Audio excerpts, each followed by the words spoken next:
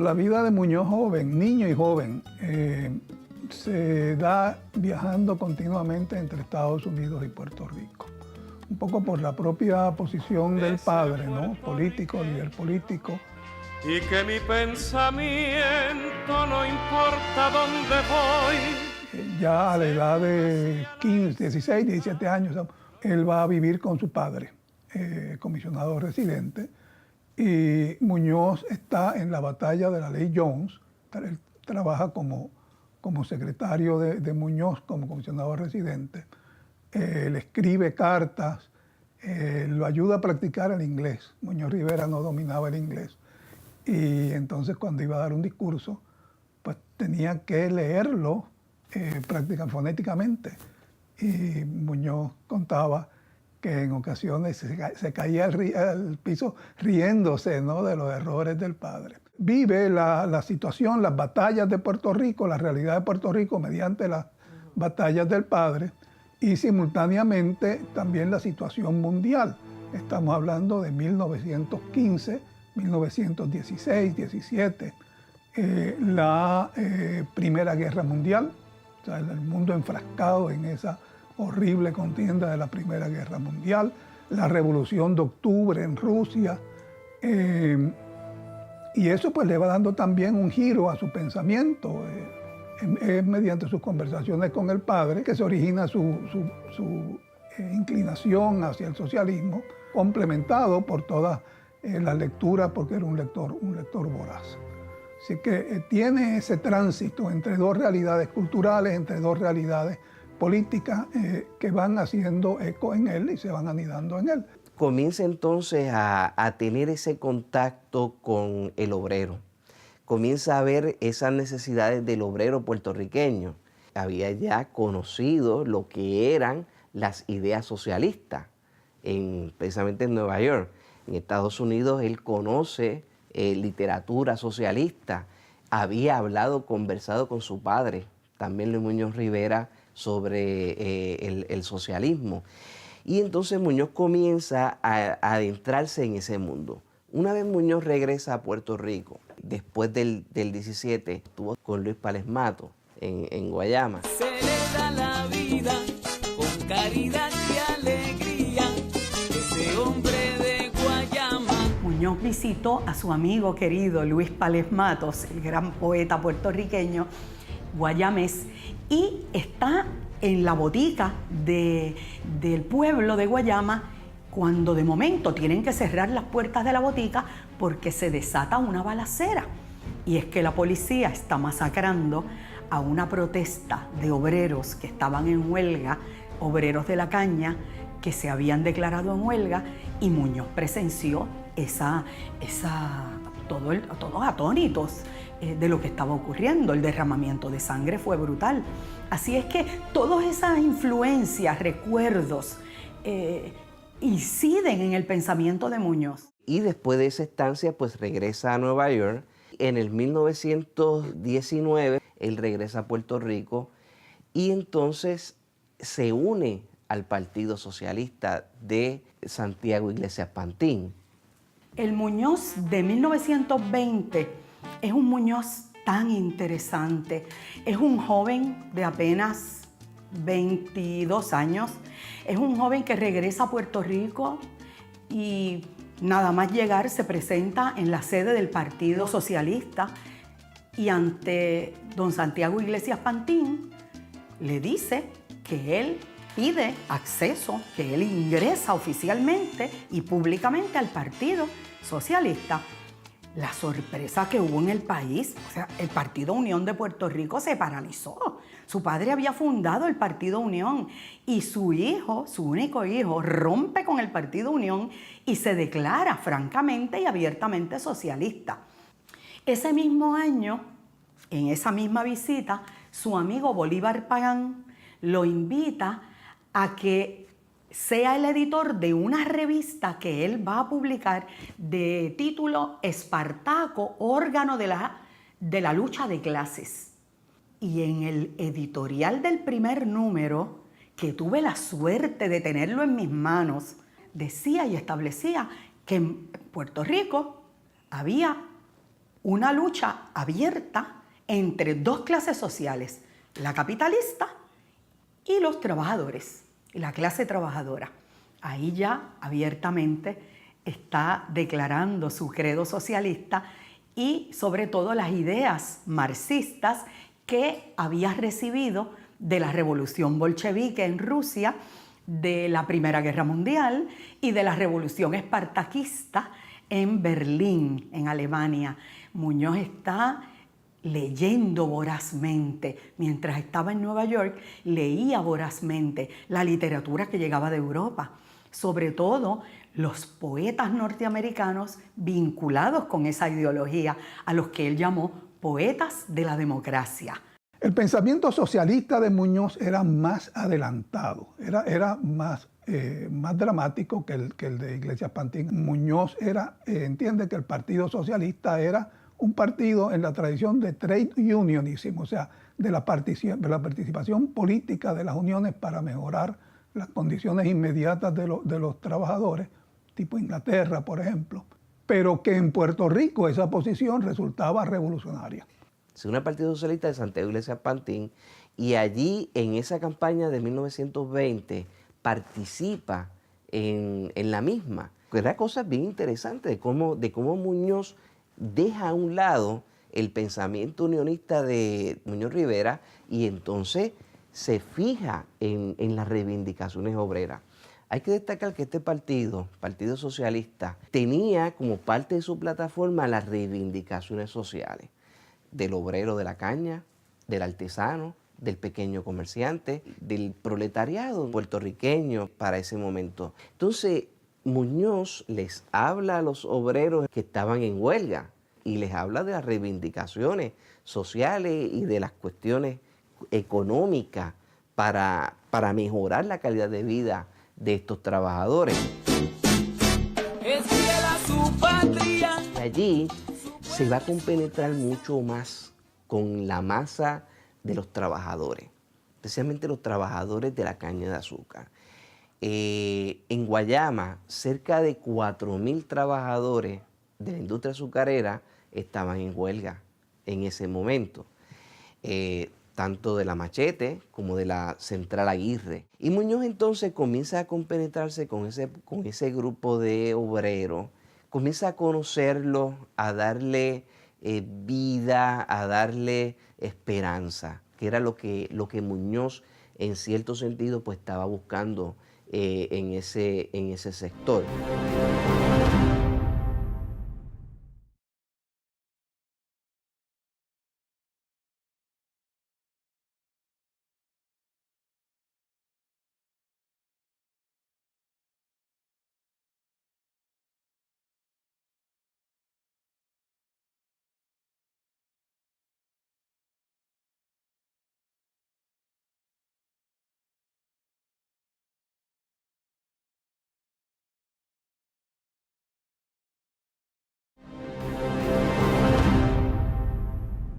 En 1920 los unionistas estaban pidiéndole a los asambleístas municipales de Salinas y de Arroyo que se unieran a Guayama en un reclamo para acabar la huelga. Sin embargo, Muñoz estaba ahí insistiendo de que no, de que había que continuar esa lucha. Y es que Muñoz regresa a Guayama a hacer campaña en esa elección de 1920 por el Partido Socialista en ese entonces, ¿verdad?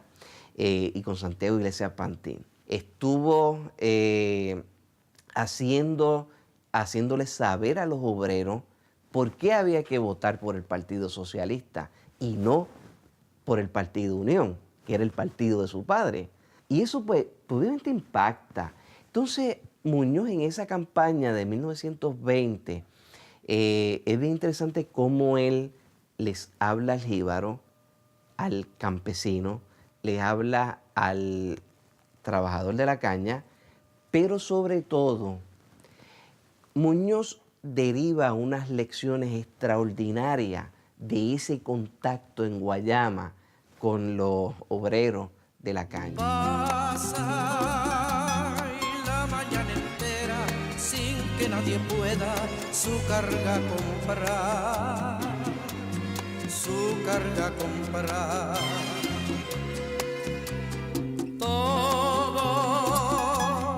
Todo está desierto, el pueblo está muerto de necesidad, de necesidad.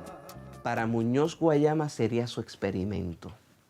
Sería su experimento que 20 y pico de años más tarde, en 1940, pondría a funcionar. Y era la cuestión del asunto de la vergüenza contra dinero. Muñoz decía que esa campaña de 1920 y esa experiencia en Guayama, en el 1920, con esos trabajadores de la caña, con esos obreros artesanos que estaban allí luchando por su reivindicación social, que eran lo que hacían precisamente las revoluciones en Europa, ¿verdad? Que se estaban dando en ese entonces. Entonces, allí Muñoz puso en práctica un experimento. Ese experimento es el que él le llama posteriormente en sus memorias inéditas, le dice que la verdad tiene que ir por encima del dinero. Y si no hay dinero, la verdad tiene que prevalecer y la verdad tiene que entonces ganar. Y eso fue lo que pasó en el 1920 en Guayama. Solo 5 corporaciones norteamericanas controlaban el negocio del azúcar en Puerto Rico, negocio que tenía inversionistas de Estados Unidos que habían metido dinero en el negocio del azúcar y también sacaban inmensas ganancias. Así es que ese es el problema del capital absentista que denuncia Muñoz en sus artículos de periódico en La Democracia. Él está luchando contra ese problema. Era dinero que salía de Puerto Rico y que no se reinvertía en Puerto Rico. Por lo tanto, a un obrero de la caña le pagaban 70 centavos diarios por estar de sol a sol cortando caña y cada vez más pobres, una pobreza atroz, un hambre atroz, una miseria, la sanidad en el piso, la educación en el piso. Y ese era el panorama de Puerto Rico. Era verdaderamente desolador. Esa campaña que Muñoz Marín participó por aproximadamente una semana en Guayama fue una campaña exitosa y logró que la Asamblea Municipal de Guayama la ganara y la Junta de Comisionados la ganara el Partido Socialista, siendo uno de los 8 municipios que el Partido Socialista dominó a nivel municipal.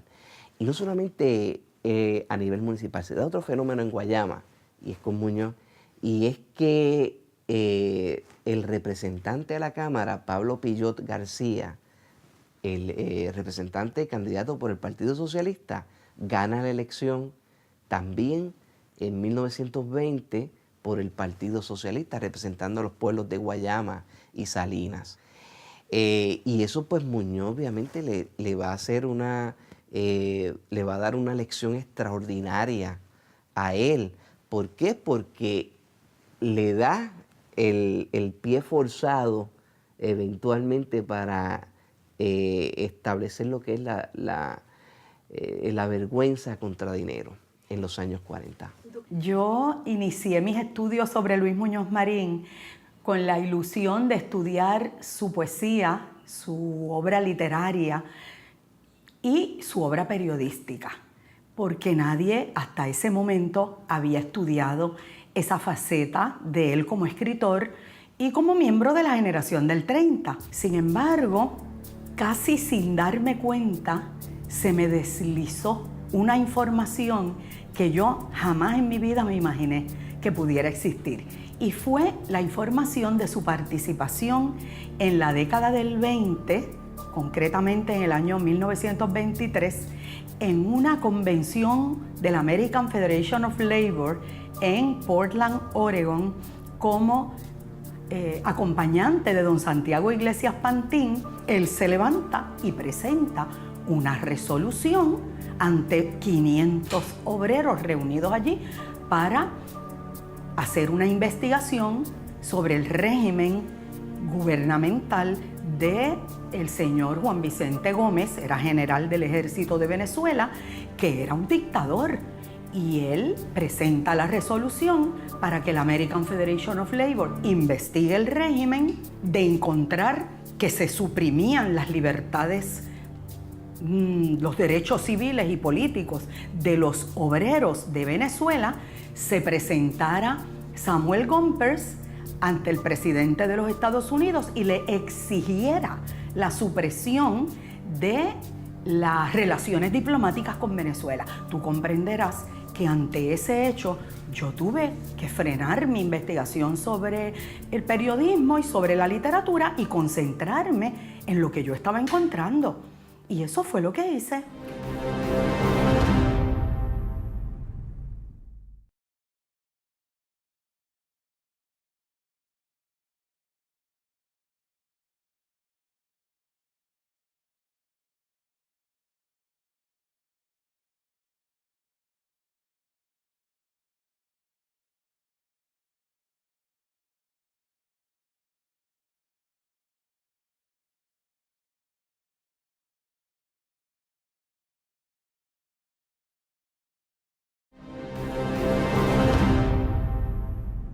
En el momento en que yo inicié la investigación para mi tesis doctoral, me tuve que ir a la hemeroteca de la Universidad de Puerto Rico, de la Biblioteca Lázaro, y ahí encontré todo el trabajo periodístico de Muñoz Marín. También me tuve que ir a Venezuela porque el filón que encontré, el tema fascinante para mí, de su intervención en una conspiración internacional de tipo obrero para derrocar a Juan Vicente Gómez, ameritara que yo hiciera el viaje a Caracas, y me fui a visitar el archivo histórico de Miraflores del Palacio de la Presidencia de la República, y allí lo encontré todo. Encontré las cartas del embajador Arcaya a Gómez, encontré cartas de los cónsules de Nueva York, de México, de Colombia, de Puerto Rico. Todos tenían vigilado a Luis Muñoz Marín. Lo consideraban como una figura extremadamente peligrosa. Eso para mí fue un descubrimiento importantísimo. Luego, ausculté el archivo privado de la señora Gloria Arjona Mariani, que fue tan generosa y tan benevolente que me permitió la entrada a su casa, y pude examinar los papeles de doña Muna Lee. Ahí estaba también la confirmación de todo lo que Venezuela me había revelado a través del archivo histórico de Miraflores y más. Ahí estaba el número de la revista Espartaco, ahí estaba la hoja suelta que anunciaba su participación en un meeting en favor de La Follette en el 1924.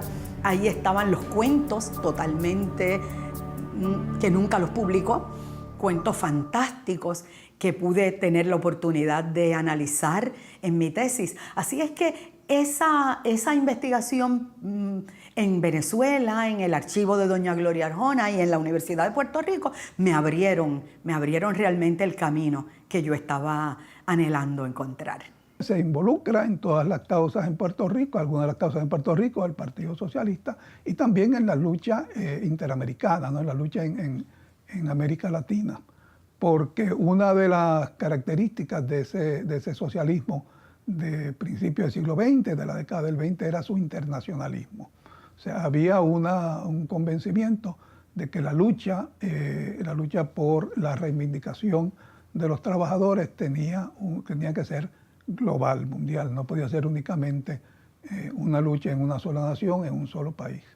La figura política más destacada de la generación del 30 fue Luis Muñoz Marín. Pero ese destacarse en la década del 30 de la manera como lo hizo, opacó totalmente otras actividades anteriores que lo fueron forjando, lo fueron formando como el líder indiscutible en el que se convirtió. El propio Muñoz silenció esas actividades revolucionarias de la década del 20. En sus memorias solo dedica 5 páginas a la conspiración de Venezuela. Muñoz fue el artífice de esa conspiración internacional a través de uniones obreras de los Estados Unidos, de México y de Sudamérica. Él estuvo en el centro de todo. Él articuló ese plan, ese proyecto. ¿Cómo lo articuló? Por el conocimiento y las influencias que le llegaron de sus lecturas del socialismo y de la revolución bolchevique.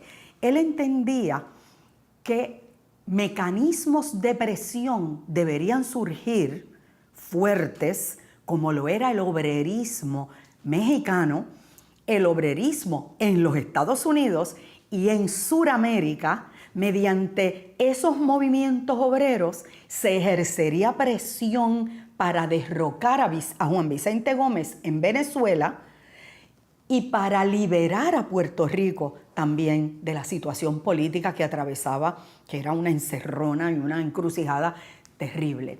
Muñoz, ¿verdad?, establecía, es que él no entendía por qué aquí cuando se hablaba en las tribunas, que son los llamados picos de oro, ¿verdad?, de aquel entonces, se hablaba en las tribunas, se hablaba del sol, de la luna y de la tierra, ¿ves?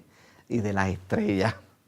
Hay una anécdota fabulosa de Muñoz, que Muñoz era un joven de mucho experimento y dentro de ese mundo revolucionario, ¿verdad?, experimentaba lo que era el ser y lo que la gente quería escuchar. En uno de sus discursos le empezó a hablar a estos jíbaros, a decir cosas, ¿verdad?, que eran bonitas. Y entonces Muñoz le dice a los jíbaros, cuando termina su discurso, ¿ustedes entendieron lo que yo dije? Y aquella gente al unísono le dijo, no entendimos absolutamente nada de lo que usted quiere decir. Pues ahora ustedes van a entender. Ahí fue que Muñoz comenzó a cambiar todo ese discurso, ¿verdad?, político. Hablar cosas concretas, hablar cosas reales de lo que era el Puerto Rico, ¿no?, de ese momento. Y él le dice a ellos, oigan, ¿cuántos de ustedes van a comer hoy? ¿Cuántos de ustedes comieron antes de venir aquí? Y aquella gente se quedaban pensativa. Y entonces ese era precisamente el don de cambio, el don revolucionario que quería llevar Muñoz en ese proceso. Camine como un hombre y siéntase orgulloso de su nombre. Despierte borincano y respete primero a sus hermanos. Camine. Y que Guayama fue precisamente en 1920, fue esa clave para él llevar reivindicación social y demostrar que la gente de carne y hueso podían ejercer libremente su voto sin ser tocado por los intereses económicos, sin ser tocado por el dinero. ¿Ves? Esa yo creo que es la vergüenza contra dinero y es a mi juicio, una de las lecciones más importantes que Muñoz aprendió en el 1920 y que posteriormente lo pondrá en vigor en los años 40 cuando gana el Partido Popular. Y le influye mucho una actitud de que la búsqueda de la justicia y la búsqueda de la belleza es una misma búsqueda, es la búsqueda del bien. O sea que en ambos casos se está procurando lograr el bien. La poesía, el bien de la belleza, el bien de los sentidos, el conocimiento, el bien de la mente, ¿no?, del pensamiento, y la justicia, el bien de los sentimientos, esa capacidad de sentir indignación. Entonces, ese convencimiento de que es una misma búsqueda lleva a lo que se ha llamado la revolución, la generación lírica, el socialismo lírico. Y en el año 1924 ocurre algo que es sumamente interesante. Él está en Nueva York y participa activamente en favor de un candidato a la presidencia de la República de los Estados Unidos que era socialista, y es el señor La Follette. Había sido gobernador de Wisconsin, había sido miembro del Partido Republicano. Sin embargo, se había movido a unas ideas muy liberales y creía en la autodeterminación de los pueblos. Por eso Muñoz lo respaldó. Creía en que había que luchar por romper las barreras de la opresión política en pueblos que tenían dictaduras y que vivían oprimidos. Y ahí vio el caso perfecto, la oportunidad perfecta para aliarse con un presidente norteamericano que pudiera ayudar a la causa venezolana contra Juan Vicente Gómez y que pudiera ayudar también a Puerto Rico. No hay duda que las muchedumbres son quienes van a mandar eventualmente. Va a decir que esas masas habrá que organizarlas en un partido y habrá democracia, pero en esa democracia solamente el partido será de las víctimas. Los victimarios no serían parte del partido hasta que dejaran de existir víctimas y victimarios. Pensamiento claramente leninista. O sea, el partido como la vanguardia del proletariado, que es a quien le compete entonces a ese partido ir creando las condiciones para ir eliminando la explotación del hombre por el hombre. Yo creo que esa experiencia del Partido Socialista le abrió las puertas a Muñoz extraordinariamente y le dio un aliciente nuevo. Yo veo que en ese periodo él se da cuenta precisamente de la falta de voluntad política que había en Puerto Rico en favor de la gente. Esa primera fase socialista de él es sumamente dogmática. Él mismo dice que él no podía concebir, él habla de una tempestad fanática en su mente, que él no podía concebir en esa juventud, no podía concebir un bien sin mancha o un mal sin atenuante. Así que era muy crasa, muy radical. Posteriormente se va desdogmatizando, como él mismo lo llama, se dedica más a la creación poética y literaria, siempre como parte de la lucha social. Y tiene un documento que para mí es vital, que es una carta que le escribe a don Epifanio Fernández Vanga en 1922, en donde él dice que ha perdido su invertido prejuicio de clase y que ha llegado a tener más simpatía por los individuos que por las masas y por la congregación de individuos. Y algo muy bello, ¿no? Y además muy profundo, que la felicidad le parece más digna de ser buscada para en sus múltiples facetas individuales, en sus múltiples manifestaciones individuales, más que la justicia al por mayor. O sea que él va directo al bienestar, directo a la justicia, al individuo, al ser humano de carne, de hueso y de espíritu. He roto el arco iris contra mi corazón, como se rompe una espada inútil contra una rodilla. He soplado las nubes de rosa y sangre más allá de los últimos horizontes. He ahogado mis sueños para saciar los sueños que me duermen en las venas de los hombres que sudaron y lloraron y rabiaron para sazonar mi café.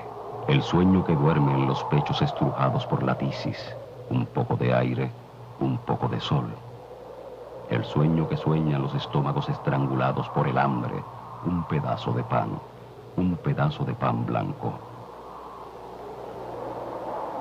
El sueño de los pies descalzos. Menos piedras en el camino, Señor, menos botellas rotas.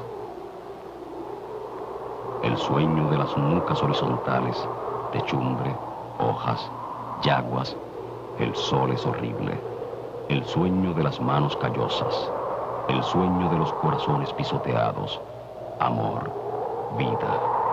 Yo soy el panfletista de Dios, el agitador de Dios, y voy con la turba de estrellas y hombres hambrientos hacia la gran aurora.